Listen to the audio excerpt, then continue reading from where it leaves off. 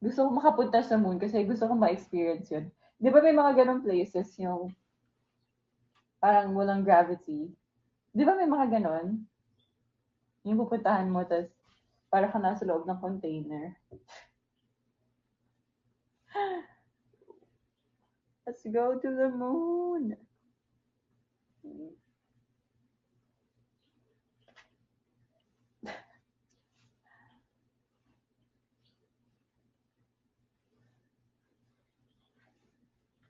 Party sa moon.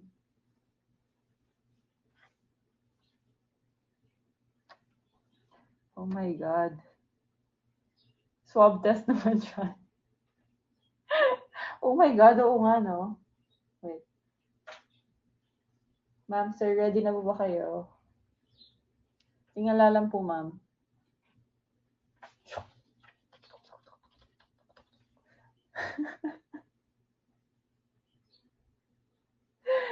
Okay, ma'am, next nostril po. Sige, relax na po, ma'am. Tingala po kayo. Huwag pong gagalaw kahit masakit. Huwag pong gagalaw. Baka po masundot yung utak natin. Okay.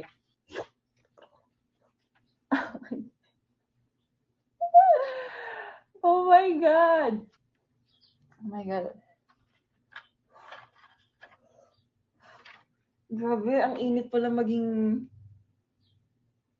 PPE. Nakaka-suffocate. Ang lala.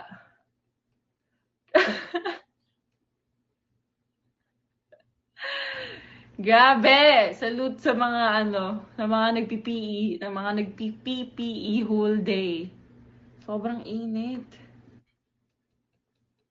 Parang nakaka-suffocate pa kasi nakaganon, tapos parang sobrang kulob, walang ventilation.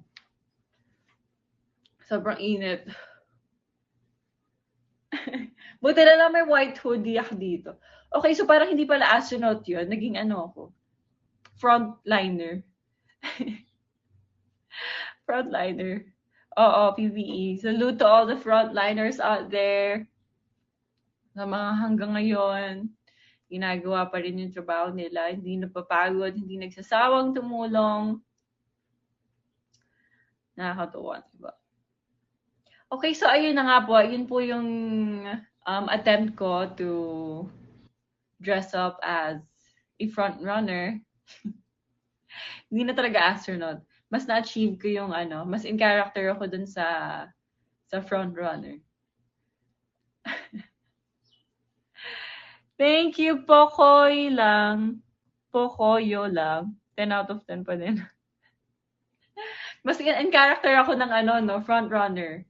May pa ako, may props pa ako. Ito pala yung use nun. Yung iba gigil na gigil eh.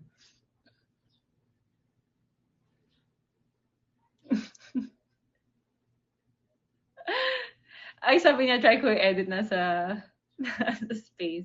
Sige, hintayin ko yung mga tags niyo mamaya. Hintayin ko sa Twitter. Tingnan natin kung... Ay, baka pwede rin frontliner. Frontliner. Frontliner talaga. Parang nasa ako. Nasa tent. Oh, di ba? Nakakatawa, nababaliw na ako. My gosh. Okay. Next. Ayan, so tapos na natin yung first goal, yung first activity. Next naman natin is for 100,000 diamonds, i-share yung childhood dream. Nung grade school naman ako, ay magda-dress up ako ulit. Ano kaya? Ano ba? Meron din akong face na gusto ko maging flight attendant eh. Kaya baka yun yung gawin kong next. Kaya let's see kung ma-reach natin yan.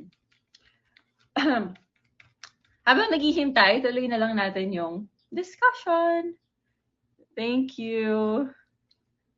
Na-feel ko nga gusto mo maging flight attendant. Pero ngayon, I'm not sure if parang dati lang, parang ang saya lang mag-travel, di ba? Around the world. Tingnan natin. Kung hindi ko i-pursue yung medicine school. need LASIK. Talaga kailangan malinaw eyes? Sabi nila parang kahit naka-contacts lang, okay naman. Sobrang labo ng mata ko. Lumalabo na siya lalo na pag may light.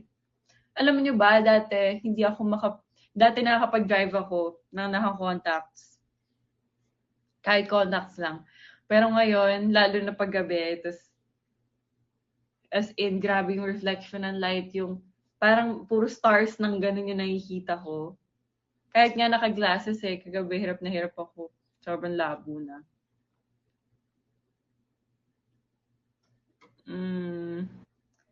200, pero yung astigmatism ko mataas din. Halos same. Kaya mahirap.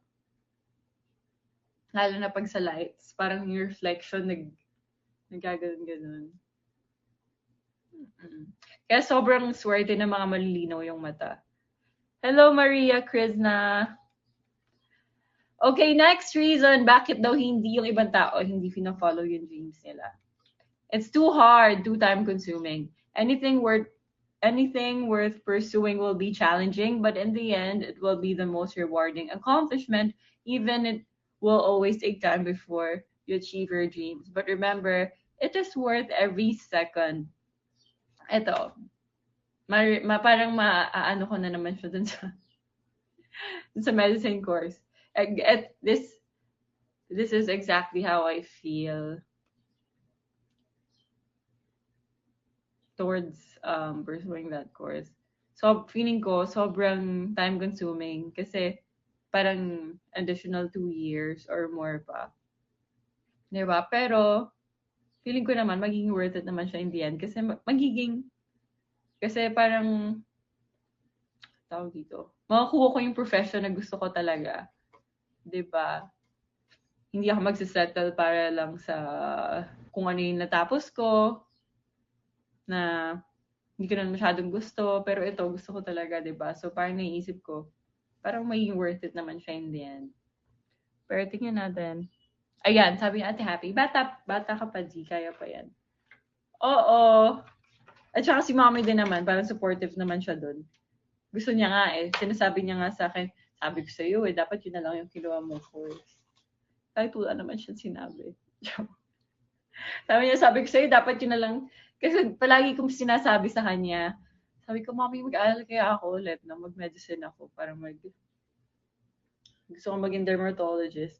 So sabi niya, yun nga ba sinasabi ko sa'yo dapat yun na lang yung, dapat daw nag-pre-med na ako dati. Pero sabi niya, ikaw, bata ka pa naman, kung gusto mo.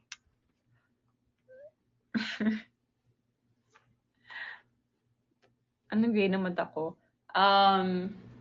Siguro almost 300 na. Tapos yung astigmatism, mga 100 plus.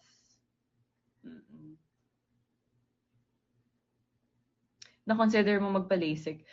Dati, nag-inquire na ako sa nagpa-consult na ako sa isang LASIK surgery clinic sa Makati. Sa Shinagawa ata yun. Tapos, hindi naman ako nakabalik. Kasi parang may din siya, medyo may downtime din. Parang palagi ako may ginagawa. Hindi ako pwedeng, kasi parang ilang days kailangan mo siyang i-rest. Talaga. Yun. Pero baka after quarantine, kasi ang hirap talaga. Sobrang hirap, as in palabo ng palabo. Oh my God, naririnig ko si Sean umaakyat. Wait! Wait, I'm busy. Wait. I'm busy.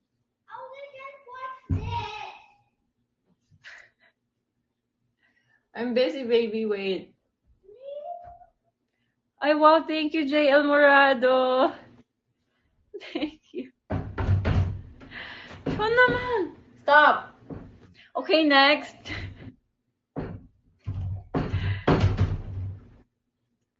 Next reason bakit some people do not follow their dreams.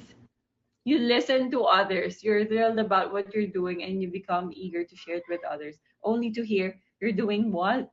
It automatically puts you on the defensive. and has you second guessing what you are doing. If it's your dream, then pursue it. You don't need to have anyone else's approval. It isn't their dream. It's yours. Totoo. Huwag niyo papakinggan yung sasabihin ng iba about sa mga gusto niyong gawin and sa mga plans niyo. Huwag niyo nga hayaan na makaapekto sa decision making niyo yung opinions nila kasi it is your dream after all. 'Di ba? Pangarap mo nga eh, kailangan naman sundin mo yung pangarap nila. May kanya-kanya tayong pangarap, 'di ba? Walang pakialamanan ng pangarap. Pangarap mo, sundin mo, pangarap ko, huwag mo papakialaman, 'di ba? Hindi ko papakialaman yung pangarap mo, huwag mong digtahan yung sa akin. 'Di ba? Kasi yun din pagka yung iba minsan nakakainis pag kina-question yung mga gusto mong gawin, 'di ba? Parang pag may mga violent, pag nagsasabi ka minsan tapos parang, ha? Yan nga katulad dito. You're doing what? Yun yung gusto mong gawin? Parang instead na maging supportive ka na lang, lalo na kung hindi mo naman anak yung kausap mo, 'di ba? Hindi ka naman parents ng ano, hindi man ikaw yung nagpapakain sa akin tapos i-question mo yung career ko, yung career choice ko. 'Di ba? Para maging supportive ka na lang, parang ano bang 'di ba? Parang makaka-down ka pa ng tao instead na maka-lift up ka ng spirits ng tao, parang nagse-second guess tuloy yung tao. 'Di ba? Parang nakakawalang gana pag may mga ganung tao. Nakakawalang gana. 'Di ba?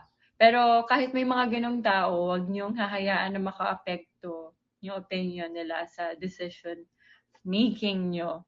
Wag na wag. Kung ano yung gusto niyo, yun yung gawin niyo. You do you, boo. Sabi ko. Gigil mo ako ah. Oo, don't let them drag you down. Along with your dreams? No.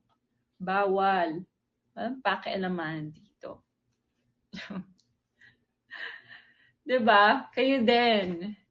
Wag din ganun din. Wag niyo din hahayaan na ang tawag dito, na makaapekto makaapekto in a negative way yung mga opinions niyo about someone else's dream.